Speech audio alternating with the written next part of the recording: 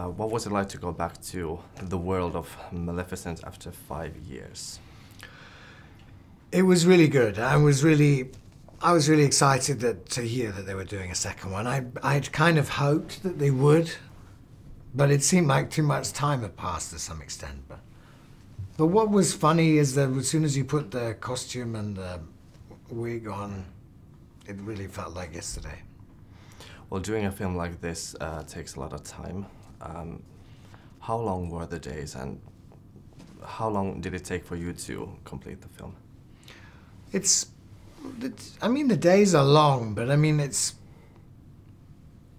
you know, I've had other jobs in life, as in not acting, you know, so I mean, I'm pretty loath to complain about the actor's life on a Disney film set. Particularly as some people were being picked up, you know, the fairies were being picked up at 2 o'clock in the morning to have however many, 8 hours makeup in order to be ready to then do a 12-hour day. So, I mean, you could never really complain, even if you were tired. Well, I'm sure the set was amazing, and I mean, obviously there were a lot of special effects and everything, but did the final version of the film look like you thought it would?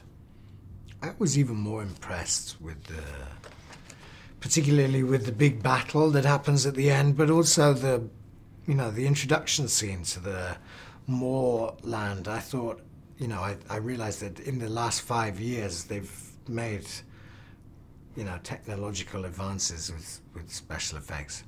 But you know, what's really cool about the big Disney film as well is that they build a lot of the sets. So you're not only imagining these things, you can see and touch and, you know, smell them. There are real flowers around and things. I mean, it's very impressive.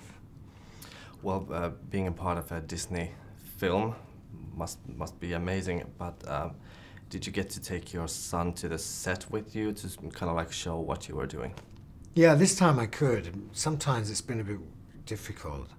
I remember him coming to visit me once where I was covered in blood, and that didn't go down too well. But this time it was a dream for my son. I mean, he still doesn't really understand what it is.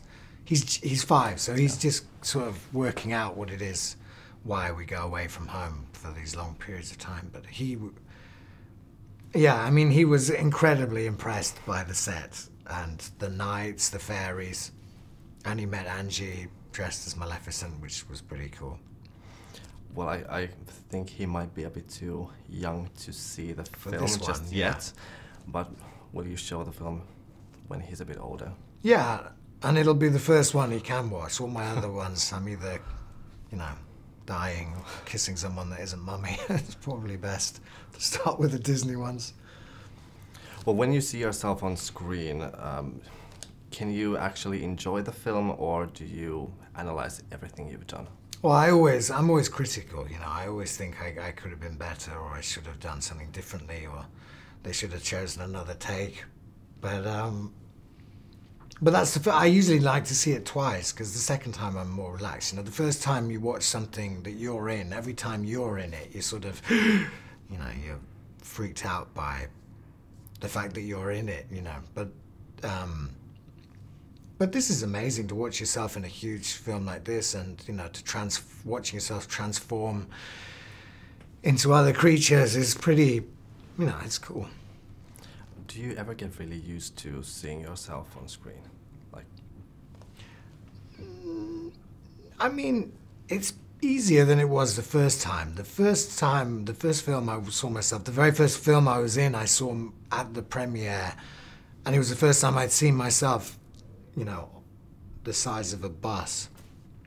And it was like being at the dentist, to be honest. You know, I left like nail marks in the seat. And that was a good film. So you don't really, you know, you get used to aspects of it, but I'm still excited by it, you know. I don't mind it. I know some actors can't stand to watch themselves, but I'm more vain than they are.